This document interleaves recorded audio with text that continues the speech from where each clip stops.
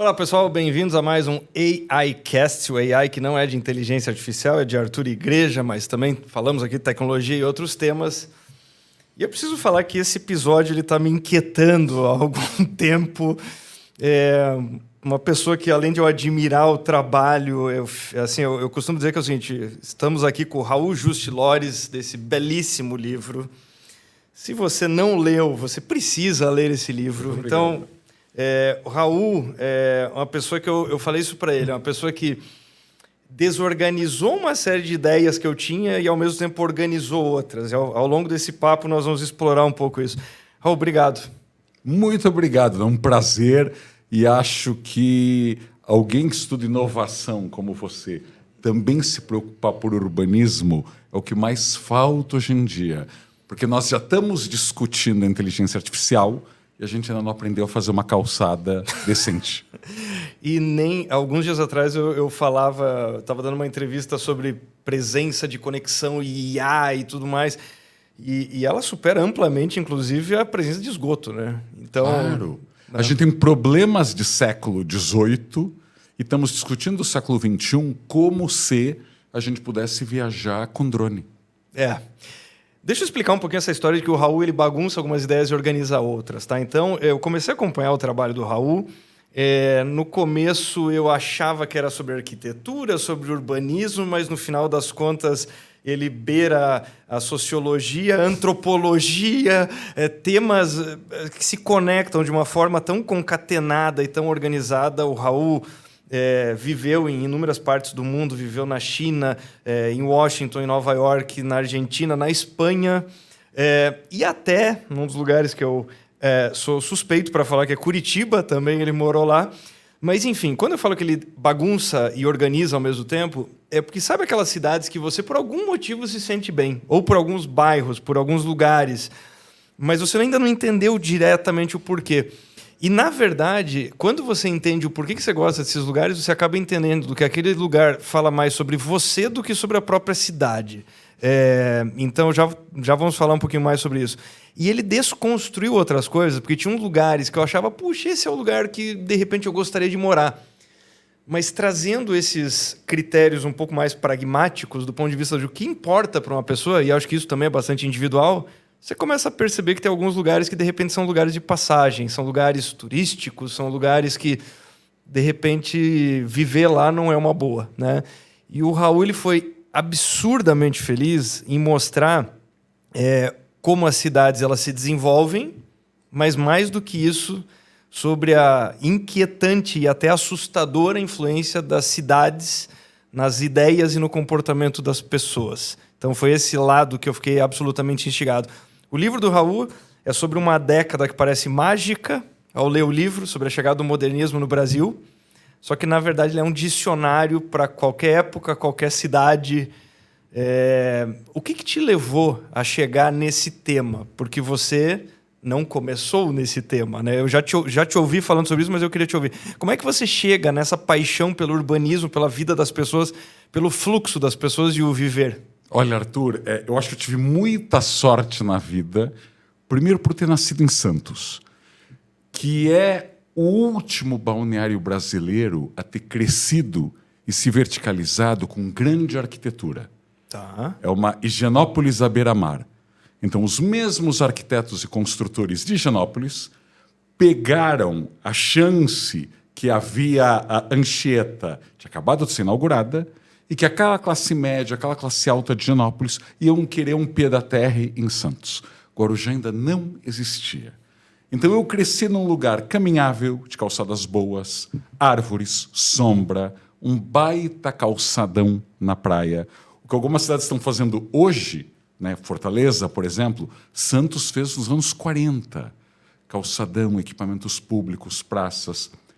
E que virou uma cidade de aposentados há muito tempo. O que tem um lado bem bacana, eu sei que também é um tema que te fascina. É uma rara cidade brasileira que é boa para os velhos, que não é ameaçadora ou que não obriga quem tem mais de 75 anos de ficar em casa vendo TV. Então eu tive essa sorte. Como jornalista, eu tive que sair de Santos e eu morei na sua Curitiba. E o meu primeiro dia em Curitiba, eu era correspondente de uma revista e me liga no celular, ainda era o Nokia, de dobrar, etc. Você da inovação conhece bem, né, esses momentos aí jurássicos. O Jaime Lerner me liga, ele era governador do Paraná, para se apresentar e que alguém tinha contado para ele que eu adorava arquitetura e urbanismo. Esse alguém foi meu primeiro chefe na Veja, o grande Laurentino Gomes.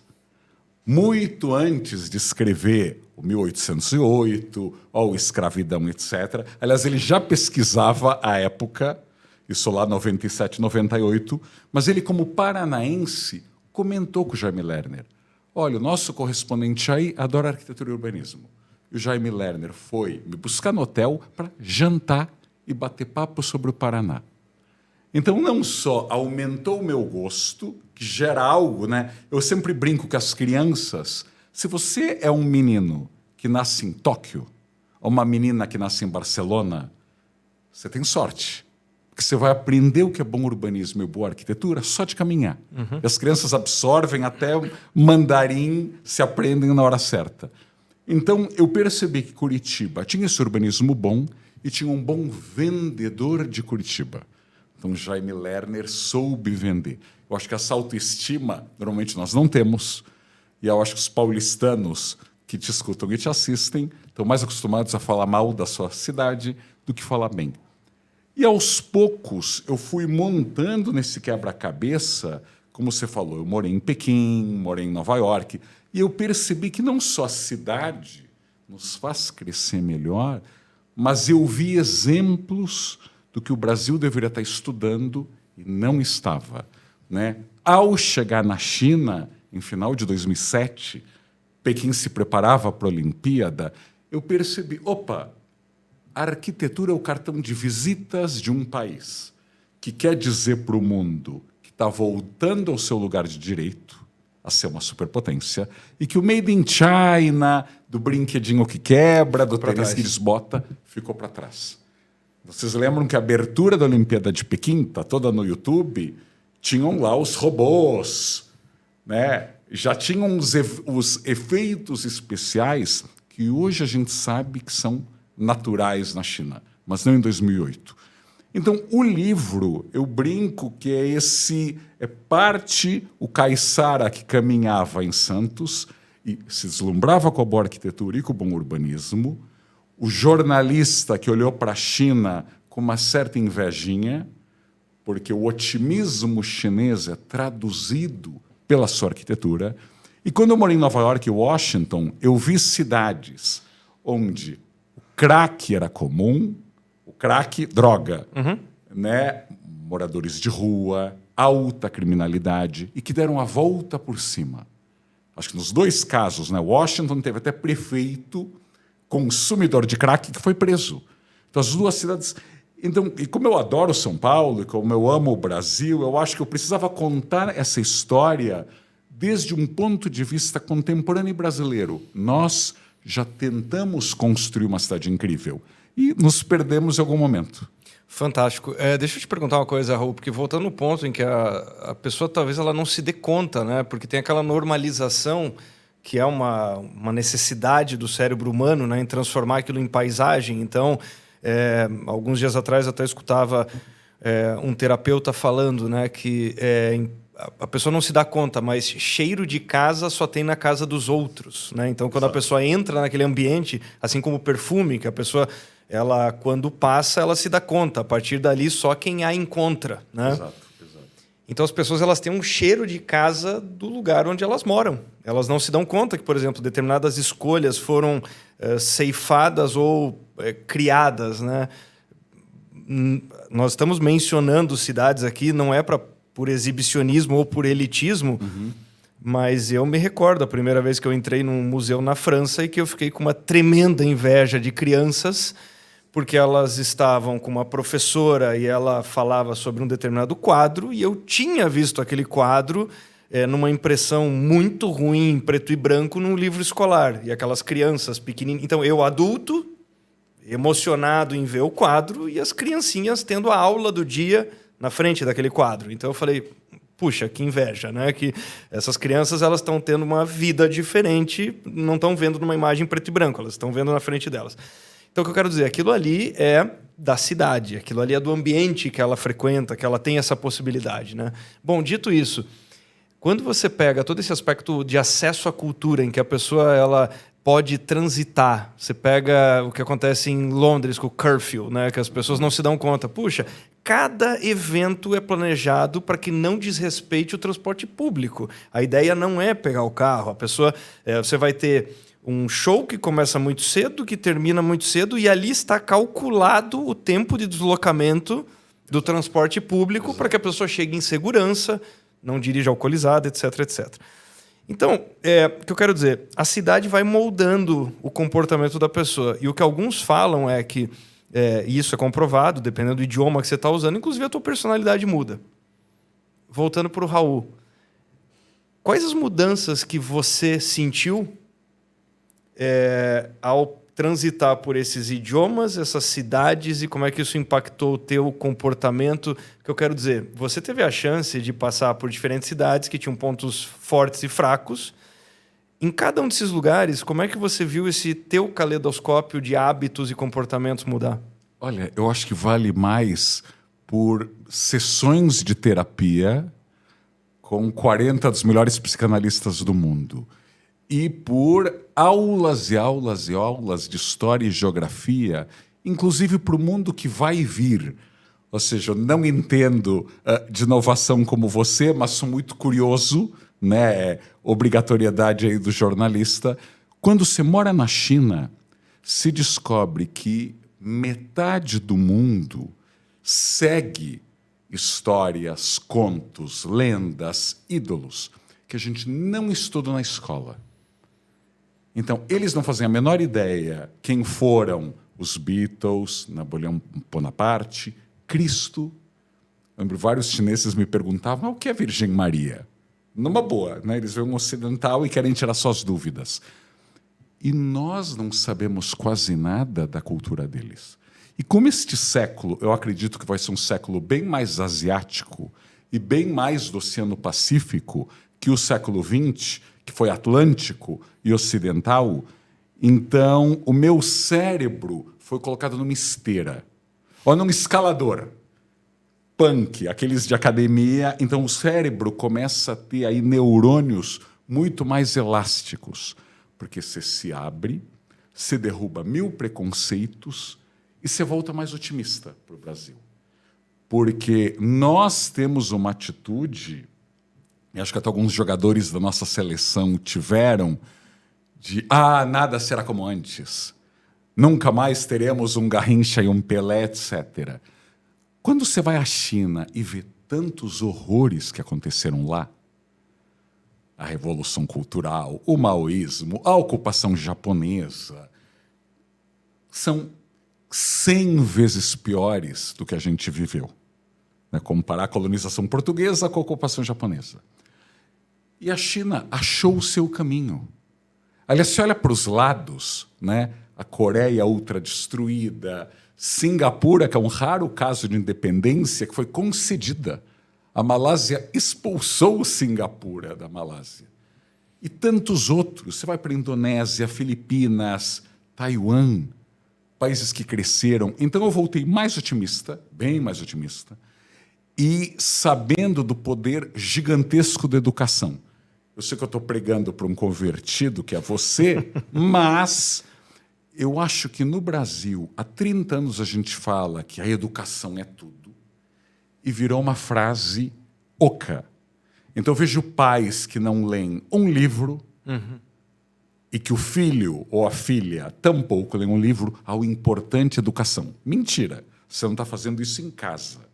Ou empresas ou políticos que se calam sobre as necessidades de avaliação de resultado, avaliação de performance de professores, avaliação de performance de escolas e de diretores, porque não querem brigar com o sindicato A, com o partido B, com o empresário Y. Né? Quantas empresas caça-níqueis que distribuem diplomas numa boa e que ninguém critica.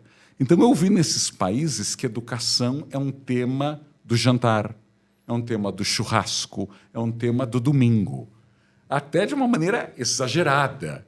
Eu lembro que me convidaram para conversar com alunos de jornalismo na Universidade de Tsinghua, que é a segunda mais importante da China, um sábado às 8h30 da noite. Uau! E quando eu perguntei lá, sei lá, a diretora do centro acadêmico era uma aluna que me convidou. Eu falei, mas vai ter alguém? E a resposta dela, sempre assim, claro, é dia de aula. Uau! Então, aos poucos, você vai percebendo que, mesmo sendo uma ditadura comunista, etc. e tal, os alunos corriam atrás. Eu lembro as caixas do supermercado que eu frequentava em Pequim, quando elas me viam na fila. E eu, como Arthur, vocês não têm ideia, mas a gente tem um pouquinho, alguns centímetros a mais que a média. Então, eu era um ocidental, um pouco mais alto, que me destacava na fila dos chineses. E as caixas do supermercado sempre tinham uma apostila de inglês para treinar comigo. Uau, incrível. E elas pediam, posso praticar? E se os chineses na fila adorando, ou seja, os chineses de classe alta, vendo que a caixa, o governo não mandou ela treinar inglês. Ela quer outras oportunidades. Então, acho que quando você passa uma semana fora, ou quando você passa 3 anos fora, se você está com olhos e ouvidos muito abertos, você absorve. Mas do ponto de vista das cidades, porque uma das coisas que quem acompanha o canal do Raul percebe, ele tem um olhar muito preciso e crítico e cáustico em alguns momentos para traduzir a cidade. Então, toda cidade tem lá suas mazelas, suas coisas maravilhosas. Eu fui uma das pessoas que eu lembro nas primeiras oportunidades que eu passei mais tempo aqui em São Paulo. Eu fiquei absolutamente encantado por todo o lado cosmopolita. Eu nunca olhei pelo lado... E agora passo cada vez mais tempo aqui, é claro. Mas, claro, tem inúmeras dificuldades. Mas nunca vi como a Gotham City que muitos... Que pintam, né? Claro. Eu sempre olhei o lado do... Caramba, aqui você consegue... Você tem cultura de boa qualidade 7 dias por semana, se você especialmente procurar mais, enfim. Talvez não seja uma coisa tão mainstream, mas você encontra. Bom, dito isso, entre todas essas cidades que você passou um tempo relevante... Você chegou a sentir alguma coisa de, puxa, mas lá na Espanha eu tinha isso, que aqui eu não tenho em Pequim, mas que quando eu chego em Nova York tem. Como é que você monta esse the best of desses lugares? Olha, bem difícil. Eu acho que todas as cidades têm fortalezas e fraquezas. E uma das coisas que move o meu trabalho é tentar importar essas fortalezas, que a gente aprenda a tropicalizar, ou se inspirar. A gente não pode aceitar que algumas das cidades mais ricas do Brasil e que alguns dos bairros mais ricos do Brasil sejam tão fubangos, feios, pouco caminháveis, com palmeiras que não criam sombra, com shoppings que são caixotões, paredões herméticos. Cassinos. Então, acho que nós estamos muito anestesiados. De novo, você não precisa ser da CBF para estar descolado da realidade. Você pode estar descolado da realidade achando que o teu bairro, que você paga uma fortuna para morar, que o teu bairro é bom. Não, não é bom. Uma voltinha pela América Latina, você vai perceber que cidades de países mais pobres que os nossos têm um uso do espaço público e têm espaços públicos mais limpos e mais bem cuidados. Então, esse é um objetivo quando eu faço esse quebra-cabeça que você sugeriu. Então, para Buenos Aires, em que pese a autossabotagem argentina, em que pese 80 anos de crise quase consecutiva, de ditaduras e democracias, de direita e de esquerda, a Argentina é o maior desafio à nossa polarização. Porque se você não vê defeitos no Milei, você não é muito exigente. Se você vivia elogiando a Cristina Kirchner, você é menos exigente ainda. A Argentina de 2026, e eu vou todo ano para lá, ainda é um país que Córdoba, Rosário, Mendoza, Buenos Aires, às 10 da noite, tem mães com carrinhos de bebê passeando na rua, sem medo. O que você sai do Teatro Colón, a melhor ópera da América do Sul, que você vai jantar num restaurante a pé. As mulheres com seus longos, os homens com seus ternos e gravatas, e vão jantar a pé. São cidades caminháveis e, nesse aspecto, muito democráticas. Porque você não precisa de carro para tudo, que você já retira aí uma parcela da população, mas que os espaços públicos têm muita coisa. Eu vou viajar agora para Rosário, que é a terceira cidade do país, que é a terra do Messi e do Che Guevara. E é uma cidade de 1,5 milhão de habitantes, ou seja, o tamanho de Belém ou Goiânia, e em vida cultural, em termos de espaços públicos e até de arquitetura, dá uma surra nas cidades médias brasileiras. Então, eu acho que Pequim tem o gosto na novidade, que é incrível, é quase o oposto de Buenos Aires. Buenos Aires olha muito para trás, a China está olhando para o século XXII, mas tem essa excitação com o novo e com o otimismo, com diversos problemas. Você nota que você está numa ditadura, você nota que ainda é uma sociedade de acumulação de capital. Trabalho, trabalho, trabalho, estudo, estudo, estudo, e pouquíssimo tempo. Nova York também tem muita acumulação de capital, ainda que seja uma cidade profundamente diversa. Lá tem vagabundo, tem maluco, maluca, artista, banqueiro e gente que fala de dinheiro 24 horas. Mas tem essa mistura, né? Que Washington não tem. Em Nova York, na mesma quadra. Né? É, na mesma quadra. Washington tem um problema dessas cidades artificiais, como Brasília, como Haia, como Ottawa e por aí vai. Então tem muito burocrata para poucas pessoas que não tem nada a ver com o governo. Então falta. Aliás, quem está nos ouvindo aqui que defende a criação de capitais a partir do zero é uma ideia ruim, já está comprovado. E Madrid é um case para nós latinos que assim, você pode adorar festa, você pode adorar acordar tarde, você pode adorar dormir tarde e ainda assim fazer uma cidade desenvolvida. E podemos ser otimistas. Você não precisa ser alemão para ter uma cidade que funciona. Entendi. E aí, não só o teu livro, mas o teu canal, enfim, tudo que você produz, você tocou num ponto agora que me parece que é a antessala, na verdade, do livro do Michel Alcoforado, O Coisa de Rico. A primeira edição, ela está completando quase 10 anos, é isso? Exato, 9 anos. 9 anos. Quando eu falo que ela é antessala, porque complementando o que vocês descreveram, o Michel ele foi absurdamente feliz em mostrar que é o seguinte, quando ele chama de coisa de rico, que é a consequência da pesquisa dele do doutorado, claro. Ele fala que, na verdade, isso já sedimentou de tal forma que nós passamos a valorizar coisas que deveriam ser ridículas. Só que eu acho que isso você trouxe muita luz para esses tópicos. Então, o que eu quero dizer, quando o Michel, para quem eventualmente não leu o livro, quando o Michel ele fala do que é a coisa de rico, é a busca pela distinção, literalmente pela linha, pelo muro. Então, é o novo condomínio. Quer dizer, quanto mais longe ele estiver, mais apartado eu estou. Eu estou com pessoas... quanto mais as pessoas puderem saber, olha, lá é muito exclusivo. Então você tem homogeneidade, muros, acessos, um nome preferencialmente europeu, é claro. Claro. Né? Claro. Mas o que o Michel ele traz é essa reflexão do tipo, mas será que a vitória é o muro? Será que a vitória é eu estou fora da cidade e eu sou um vencedor? Será que você não é um perdedor justamente porque você não está na cidade? Porque você não consegue morar num lugar que às 10 da noite você consegue ir até o teatro? Claro.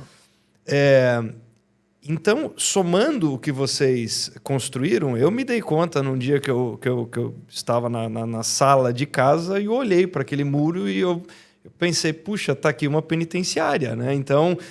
é a desconstrução disso. E eu acho que o Brasil, além dessa... porque ele fala muito sobre esse distanciamento social necessário. Né? A vitória do carro como diferenciação, eu consigo ter um símbolo social. Se eu estou no metrô, eu não consigo ter isso. Né? No metrô é muito mais difícil. Né? Mas, para além disso, no Brasil, em alguma medida... E, de novo, não é melhor ou pior, mas é simplesmente para trazer alguns temas... parece que a vitória é ter o carro blindado, onde você tem uma bolha e que você fala, aqui eu trabalhei muito para ter acesso, para ter uma pequena bolha que é só minha. e as casas, os condomínios, enfim, tudo isso vira essa vitória sobre um problema que nem deveria existir, né? E, na verdade, a pessoa está sendo ceifada, ela está sendo privada, na verdade, do caminhar, dessa convivência menos homogênea, né? Eu lembro, algumas semanas atrás, estava voltando de um evento e eu me dei conta, tinha um pai e uma criança lá no aeroporto em Londres, e aqueles elevadores são gigantescos, né? Elevadores gigantes. E quando entra o pai e a criança, eu me dei conta que dentro daquele elevador tinham 3 pessoas de turbante, tem muitos asiáticos, tem muitos latinos, tem muito, né? Então você olha e fala assim, quem aqui é inglês e quem não é? Impossível saber. Aquela criança, difícil ela formar uma visão de tipo pessoas diferentes ou pessoas iguais, ou seja, porque simplesmente são pessoas. Então, temas que no Brasil são um pouco mais complexos, você tem uma certa busca pela homogeneidade, uma busca pelo esse aqui é o nosso condomínio, esse aqui é a nossa região, esse aqui é o nosso destacamento. Aquele nome do bairro em que eu moro já é um certo transmissor da posição social que eu ocupo. Claro. Que no caminhar da calçada é um pouco mais complexo, né? Claro. Então, por isso que eu digo que a tua obra, na verdade, ela antecede essa tradução. Como é que você vê isso? O que eu quero dizer é o seguinte, porque você começa a ter cidades mais planificadas, afastadas, novos bairros. Essa nova capital que você fala não é só uma nova capital, é um novo tudo, né? A partir da hora que você pega grandes cidades brasileiras em que você começa a ter bairros. Mas como é que você vê essa conversa entre essas duas coisas? Porque uma coisa é, ok, você tem a cidade, mas quando a cidade, de repente, decantou certas coisas nas pessoas através de gerações, do ponto de vista de insegurança, de comportamentos, da distinção social que ainda é valorizada, etc, etc. E aí acontece o contrário. Essas pessoas começam a tomar decisões de aonde morarão. Como é que essas duas coisas conversam? A cidade que influencia... Olha, eu acho o sistema de incentivo e depois o sistema de incentivo que começa a determinar para onde a cidade vai. Eu acho que é um círculo vicioso, porque as cidades mais seguras do Brasil hoje são cheias de condomínio fechado. Então eu me pergunto, se a tua cidade é tão segura, por que você se obriga a estar num lugar com 500 casas iguais, onde você não consegue ir a pé comprar um pãozinho quente, você não pode tomar um café com amigos, para cortar o cabelo você tem que pegar carro? Tem algo errado. Ou seja, não é alguém que está morando numa cidade violentíssima, sei lá, Salvador da Bahia. Eu entenderia, claro, você perderia o melhor que tem em Salvador, mas vou ficar no lugar porque eu estou com medo de ser assaltado. Agora, se você está em Joinville, em Sorocaba, em São José dos Campos, em Jundiaí, e mora num condomínio fechado, então acho que segurança no Brasil é usada como espantalho para a nossa ansiedade de status. Perfeito. A guarita, a cancela, o carro blindado com uma porta que você tem que ser mais forte que o Haaland para abrir, para fechar, e por aí vai. Então, virou ansiedade de status. O século XXI, eu temo que seja o século da solidão. Sim, sim. A gente já vê adolescentes e jovens adultos, eu já passei anos dessa fase, mas jovens adultos, que não sabem manter amizades, que não sabem paquerar, que não sabem ouvir um não, seja da paquera, seja do chefe, porque não têm habilidades sociais. Exato. Porque dos 13 aos 25 passaram no TikTok, no WhatsApp, games, jogos, etc. Então, hoje, pessoas com altíssima renda são profundamente sós ou infelizes. Então, ser bem-sucedido neste século é você ter amigos, é você ter chefes e colegas bacanas, é você ter vontade de ir ao trabalho e não se refugiar no home office, porque o escritório é péssimo, o bairro onde a tua empresa está é péssimo, não tem um lugar perto. Assim, eu imagino, eu trabalho de casa, mas se eu tivesse numa empresa grande, que está longe de qualquer transporte público, que o único lugar para se comer um refeitório é que todo dia vai ser a mesma comida, e que você precisa pegar carro na hora do almoço para ir num shopping, comer em praça de alimentação, eu também ia preferir ficar em casa. E esse é um desafio meu para os departamentos de RH que te assistem. Não adianta reclamar da geração Z se a tua sede é um bunker, se o teu bairro é péssimo e se a tua empresa só está no bairro que está porque o dono ou o CEO mora perto e está com preguiça de ir para um lugar melhor, onde os jovens queiram estar. Então, eu acho, citando a Coisa de Rico, nós temos uma sociedade tão pouco educada que até pessoas viajadas e bem remuneradas, elas não conseguem entender que o que elas gostam em Madrid ou Lisboa, no Brasil elas estão fazendo o oposto. Então você fica 11 meses morando mal num condomínio fechado em Porto Feliz, e aí você vai para Madrid e pira. Ou você vai para Lisboa e fica dando pulinhos, sonhando em se aposentar em Lisboa. Tem algo errado. Mas voltando nisso, né? Porque é uma inquietude que muitos têm, né? O que acontece é que, de fato, para observar a influência do local, basta ver como as pessoas se comportam durante as suas férias. Quer dizer, quem tem condição de fazer isso, né? Obviamente, mas a pessoa vai até lá e ela fala que ela caminhou muito, que ela até andou de metrô, essas coisas muito estranhas e tudo mais. Mas e o que acontece no voo de volta? O que acontece? Tem porque o que eu quero dizer é o seguinte: tem alguma coisa como o Man in Black que apaga? Porque essa é a mesma pessoa que está naquela reunião para que não tenha o metrô na frente do bairro dela. Exato. O que aconteceu? Exato. Olha, há muitas coisas, né? Em Madrid ou Lisboa, essa pessoa é anônima. E aqui ela está querendo ser reconhecida por algum status. Ótimo ponto. O problema é que ser anônimo na cidade grande é uma maravilha. Eu treinava numa academia em Nova York. Eu morava na mesma rua que o Daniel Craig e a Rachel Weisz. Ele, o 007, ela uma mega atriz de vários grandes filmes. Então eu vi a Rachel Weisz fazendo compras na mesma quitanda de imigrantes indianos onde eu comprava. E ela carregando as suas sacolas sem o menor glamour. O Daniel Craig treinava na minha academia em Nova York. Chegava lá com o seu agasalho de moletom numa boa. Eles, se quisessem, imagine que ele ganha uns 20 ou 30 milhões de dólares por filme, 007.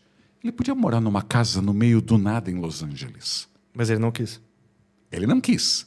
Ou seja, esse anonimato para ele era divertido. A Mary Streep mora no West Village.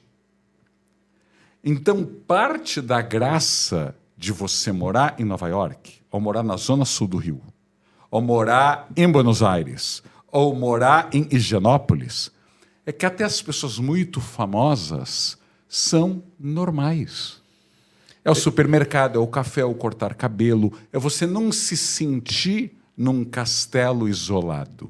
Eu falo, a grande cidade ou grande bairro é aquele que você sai de casa e em 10 minutos a tua vida pode mudar.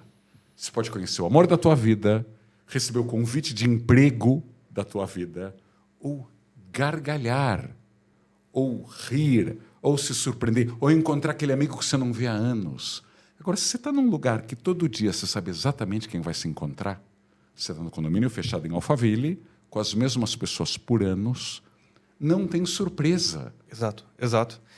Mas é isso que eu acho incrível, porque o que você conta, guardadas as devidas proporções, eu me recordo, vindo de uma cidade muito menor, nos primeiros momentos que eu passei mais tempo em São Paulo, eu achei absolutamente extraordinário que não fazia parte do ritual de se apresentar a alguém e perguntar de qual família você pertence, a qual família você pertence. Você é filho de quem? Isso, que já é um ganho extraordinário, né? Claro. Para a pessoa poder conhecer mais pessoas, abrir a cabeça, enfim. Mas é uma pergunta, Raul, pela tua percepção, porque muitos podem estar assistindo e perguntando, puxa, mas eles só estão falando de megalópolis ou cidades grandes e tudo mais. Qual é a correlação entre essa vida um pouco mais cosmopolita e tamanho da cidade? Porque onde é que eu quero chegar com isso? Tem coisas que me parecem que são absolutamente... uma coisa depende da outra, né? Se você vai para uma grande cidade em que você tem lá um aparato cultural, etc., você precisa ter uma certa... não adianta. Você tem massa que ter, crítica. Você tem que ter massa crítica. Você tem que ter amostragem. Você tem que ter pujança. Não adianta. Tem coisas que são do ganho de escala. Exato. Né? Exato. Agora, e o que dizer sobre as cidades médias? Porque aí nós temos a minha pergunta é como é que essa correlação entre... Porque, veja, o que eu estou falando é de uma possibilidade cosmopolita. Como é que isso se traduz em cidades menores? Olha, eu tenho uma obsessão por esse tema, porque, como eu te falei, eu sou de Santos. Santos é maior que Toledo e Videira. Um pouco. Mas, comparado a São Paulo, é uma cidadezinha. Então, sempre que eu vim a São Paulo, com os meus pais pequeno, eu também tenho essa adoração por São Paulo. O que me ajudou a fazer o livro. Porque eu ainda me deslumbro com São Paulo. Eu ainda sou aquele caiçara que deixava o chinelo, botava calçado para vir para São Paulo. Em Santos a gente vai para caçamento de chinelo, né? Então São Paulo me impunha esse respeito. Mas Santos, hoje muito menos, eu devo admitir, mas Santos por décadas era uma cidade com uma vida cultural muito surpreendente. De festival de música, de festival de cinema. Ainda existe um cinema de arte num posto de salva-vidas, como no Rio de Janeiro tem posto 9, posto 10, posto 4, nananã. O posto 4 de Santos tem um cinema de arte, com 50 lugares. E se você me perguntar hoje, ao Raul de meia-idade, qual o maior filme que você viu, etc. Cada semana eu mudo de opinião, porque tem muito filme bom para assistir, mas eu lembro do impacto de ver Underground, do Emir Kusturica, que é um filme sobre a Guerra dos Balcãs, feito a quente. Então, a Bósnia estava sendo bombardeada, estava lá o Clinton, a OTAN, o Milosevic na Sérvia, etc.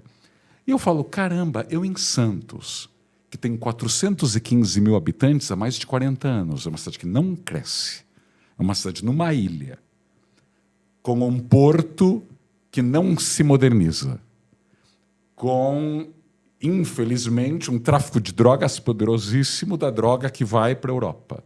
E ainda assim, eu adolescente, eu com 16, 17 anos, eu vi Underground que muita gente em Fortaleza, Belém ou Manaus nunca pôde assistir, porque os cinemas dessas cidades jamais mostrariam um filme sérvio de 3 horas de duração. Então, o que eu digo? As cidades médias, às vezes basta uma prefeita, como foi a Thelma de Souza em Santos, ou um empresário numa cidade média. Eu te citei Rosário antes, na Argentina, mas eu fiz um vídeo no meu canal chamado Cidades Médias, em que eu mostro Saragoça, que tem 800 mil habitantes, uma cidade espanhola que nem de longe pode competir com Sevilha, Madrid, Barcelona, Valência em beleza e arquitetura, mas é a cidade que atraiu a Amazon e várias multinacionais que tem 3 mil, 4 mil funcionários lá. Por uma cidade de 800 mil habitantes, incrível. Eu fiquei pensando, caramba, Ribeirão Preto tem a mesma população que Saragoça. Está longe de ser uma cidade pobre, mas Ribeirão Preto tem esse coquetel. Condomínio fechado, shopping. Condomínio fechado, shopping. Então, o fim de semana é churrasco, rodízio de sushi e filme de super-heróis. Enquanto os trabalhadores da Amazon, e ali deve ter japonês, indiano, chinês, americano, etc., ele tem uma vida cultural incrível em Saragoça. Então, até para quem só pensa em dinheiro, que a tua cidade média não seja o lugar mais previsível do mundo, uma questão de competitividade. Joinville tem um festival de dança, tem que ir muito além. Joinville, em termos de arquitetura, é bastante triste, e em várias outras coisas, né? Qual é a grande livraria de Ribeirão Preto? Qual é a grande livraria das nossas cidades médias? Então, a gente não pode usar... Eu entendo o que você disse. Claro que uma cidade de 10 milhões de habitantes, em tese, tem muito mais possibilidades, mas tem a ver com as elites dirigentes. Perfeito. As elites dirigentes colecionam arte, doam a sua arte para criar museus. As elites dirigentes compram livros. Porque, assim, se a tua cidade tem apenas 800 mil habitantes e todo mundo tem uma Dodge Ram, em tese devia ter livrarias boas, porque livro é mais barato que Dodge Ram. Consideravelmente. Né? São Francisco, nos Estados Unidos, tem metade da população de Guarulhos e de Campinas. E é uma cidade infinitamente mais culta que Dallas, que é bem maior, ou Houston. Então tem muito a ver com o elenco da cidade. Não, sem dúvida, e até porque, senão, o raciocínio contrário, se colocasse à prova, qualquer cidade com mais de X milhões de habitantes seria próspera culturalmente, o que está longe de ser verdade. Né? Então, a prova... Mas é que é uma pergunta que eu imagino que muitas pessoas se façam. Né? Exato. Tem um ponto aqui que vai conectar com o sushi e com o churrasco, dessa São Paulo dos anos 50, dessa década modernista, que na segunda metade do livro você fala sobre, claro, uma série de características, né? A lei do inquilinato, a condição econômica, etc. Mas você fala aqui sobre uma abundância que veio do mundo, muito pela guerra, por N fatores. Mas o que eu quero dizer é o seguinte, um dos dados que mais me assusta, você menciona uma queda de 11 vezes na atração do Brasil para estrangeiros. Exato. Porque aqui nós tivemos uma importação de talento, mas muito mais que uma importação de talento, porque, na verdade, o livro é muito uma ode à arquitetura feita no Brasil, inclusive por brasileiros notáveis, estudada no mundo todo. É assim que você abre o livro. Exato.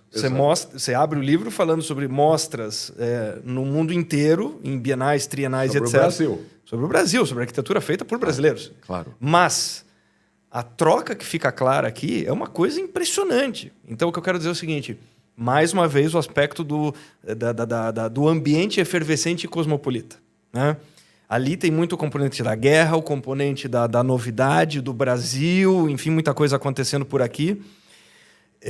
Por que isso não se sustentou? Olha, eu acho que ter cabeça aberta tem muito a ver com a psique de uma sociedade ou de uma época. Então, eu começo o livro mostrando, né? A Carmen Miranda foi a primeira personalidade brasileira conhecida no mundo todo.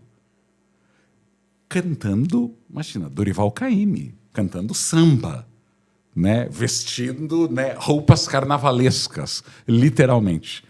Então, quando a gente está lá... Claro, tem a questão geopolítica. Os Estados Unidos não queriam que o Brasil caísse nas mãos dos nazistas e dos fascistas. Né? O Brasil escolheu o lado certo da guerra, ao contrário, por exemplo, da Argentina. Então, as fábricas, as empresas vêm todas para cá, numa época que a Argentina ainda era mais rica e mais educada que o Brasil, porque a Argentina se declarou neutra na Segunda Guerra Mundial e nós ficamos lá dos aliados.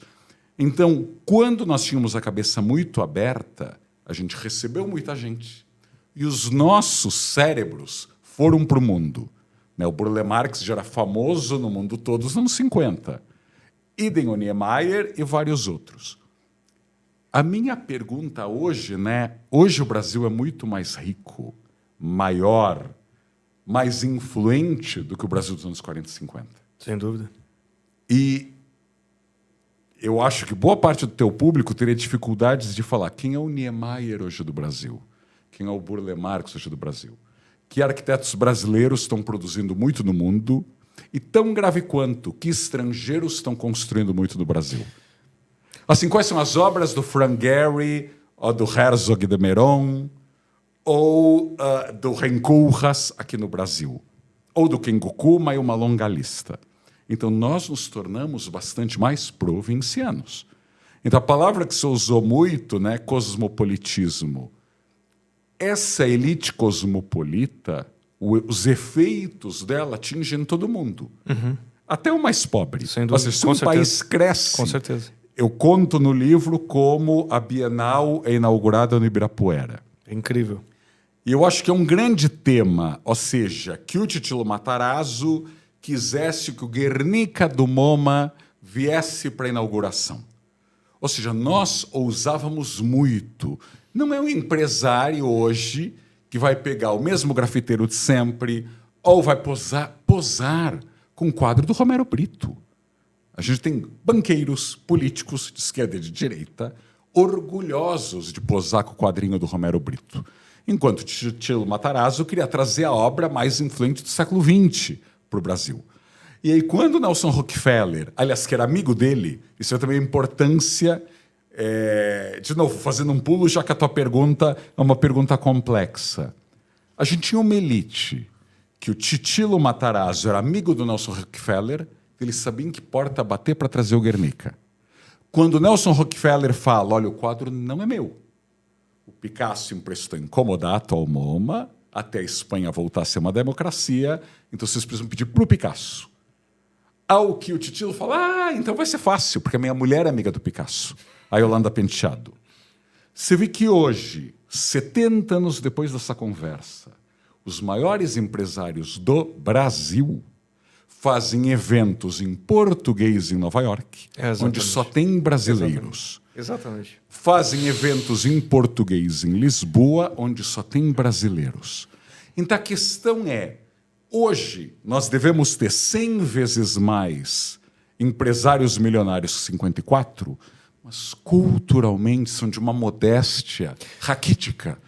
O que você está descrevendo aqui, quer dizer, parte da resposta você coloca lá no final do livro falando sobre, por exemplo, os exíguos concursos e até mesmo as pessoas batendo tambor para que não houvesse presença de estrangeiros, né? Então, parece a escolha do Ancelotti na arquitetura, né? Que tivemos aquela manifestação dos treinadores brasileiros, etc, etc. Deixa eu te perguntar uma coisa. Você fala das capitais, enfim, de quase os crimes arquitetônicos e urbanísticos que aconteceram em algumas partes do mundo, né? Mas não te parece, porque eu escutei em dado momento que alguém falou o seguinte, olha, a mudança das pessoas é meio como fazer uma reforma num prédio, tá? Então você mudar o comportamento de uma pessoa no projeto é muito fácil. No começo da execução, nem tanto. Agora, trocar o encanamento de um prédio antigo é terrível, né? Mas eu te pergunto, esse modelo de cidades com os nossos condomínios, penitenciária e tudo mais, para além dessa questão do distanciamento, de estar no novíssimo, de estar numa arquitetura neo... Sim. Pastiche. Né?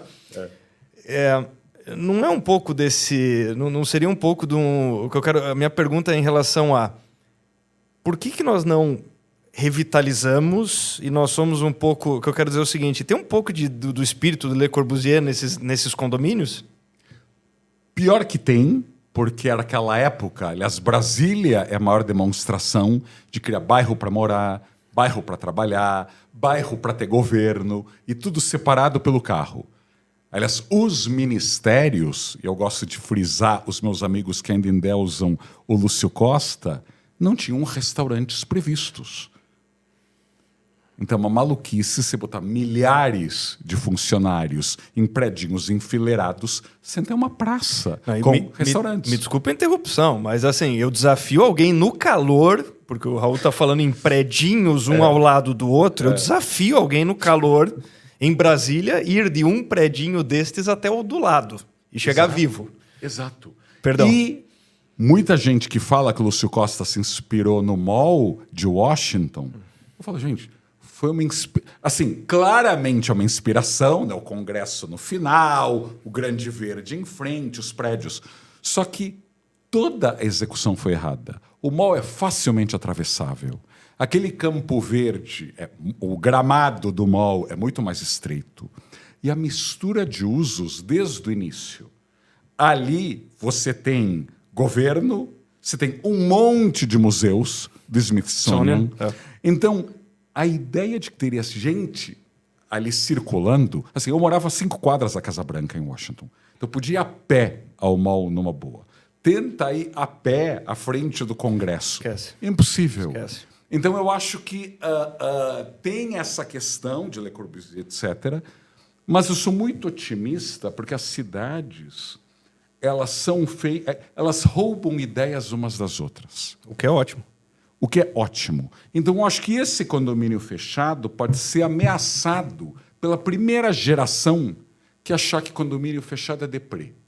Ou que condomínio fechado não é bom para ser fitness. Olha ou só. que condomínio fechado, os filhos irão embora. Ou, melhor ainda, né? Nós vivemos numa geração em que as pessoas se separam e se divorciam. E que, ao contrário de gerações passadas... Hoje, um homem de 60 anos ou uma mulher de 60 anos está no mercado quando se separa e se divorcia. Ela vai colocar o aplicativo do Tinder no celular, ela vai emagrecer 10 quilos, o cara vai começar a se injetar Monjaro e tudo bem. Se ele está no condomínio fechado, talvez ele encalhe. Você imagina, não, vamos nos encontrar às 8 da noite. Não, olha, eu vou levar 1h30 no trânsito da Marginal. Demanda um planejamento, né? Logístico.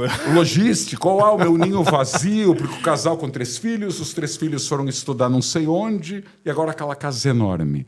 Então, na minha vida, eu sou um pouco mais velho que você, mas façamos de conta que a gente é da mesma geração. Eu vi tanta previsão errada no Brasil. Tanta previsão errada.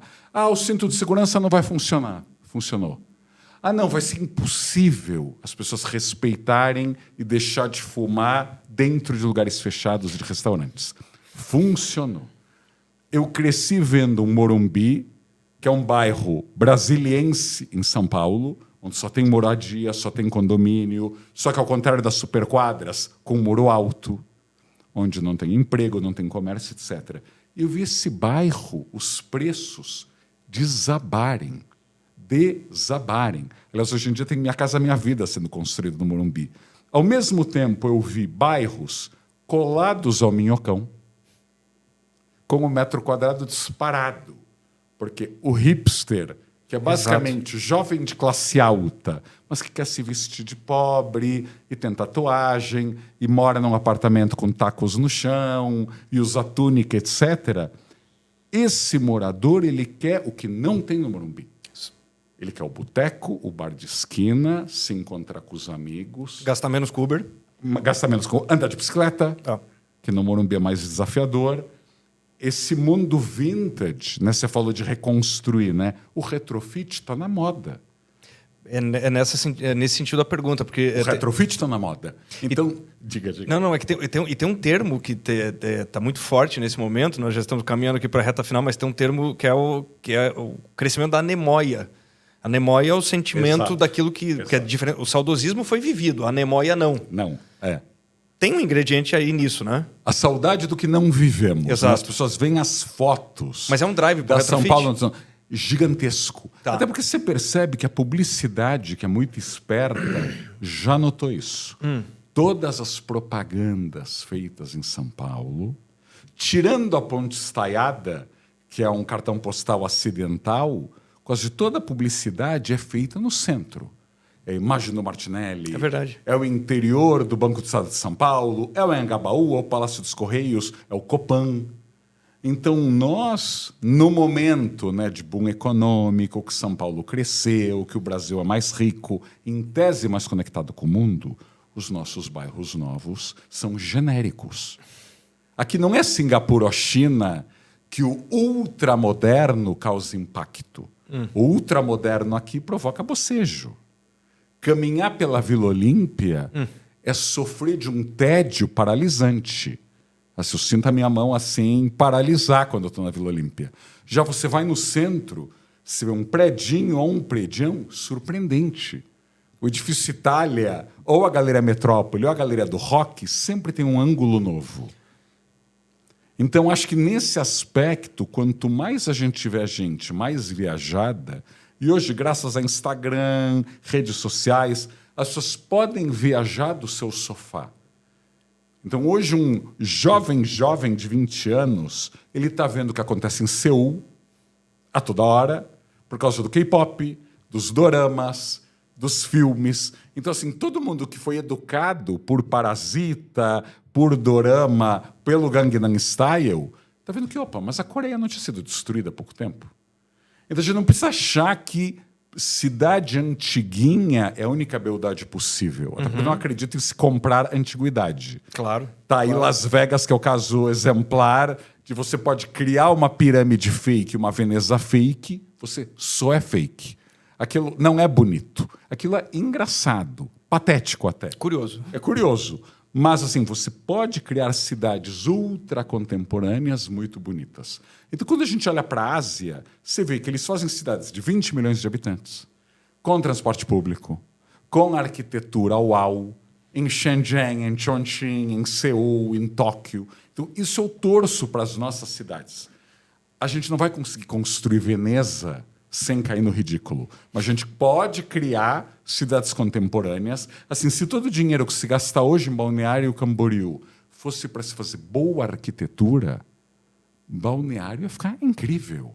Se todo o dinheiro que se faz, se constrói em Fortaleza, em vez de botar LED vermelho em cada terraço, eu brinco, as pessoas vão morar dentro de árvore de Natal? Não, a gente tem que morar num lugar que você chega em casa e fale, uau! E não, meu Deus do céu, o que é que eu fiz com a minha vida? A última pergunta, e depois tem uma pergunta muito rápida, mas a última pergunta é...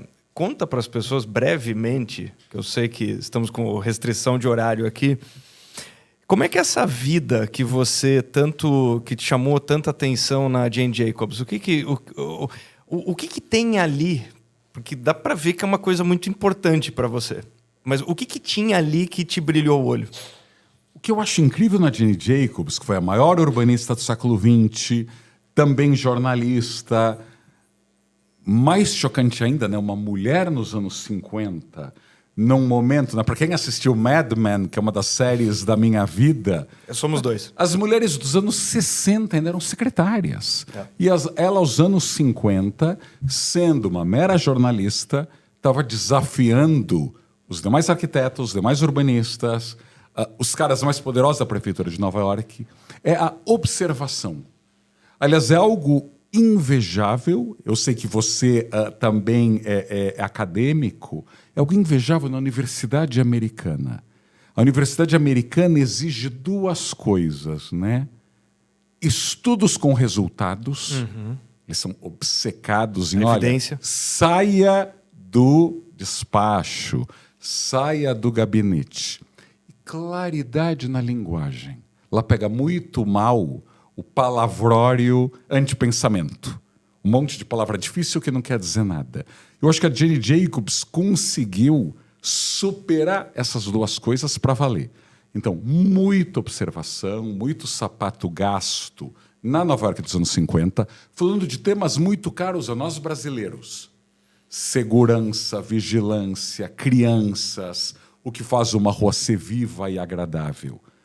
E de uma linguagem claríssima. Já termos... É mundano. Mundano. Ou seja, quando ela fala de olhos na rua, ou do balé das calçadas, ou de tráfego induzido, ela está falando da São Paulo de 2026. Perfeito. É incrível.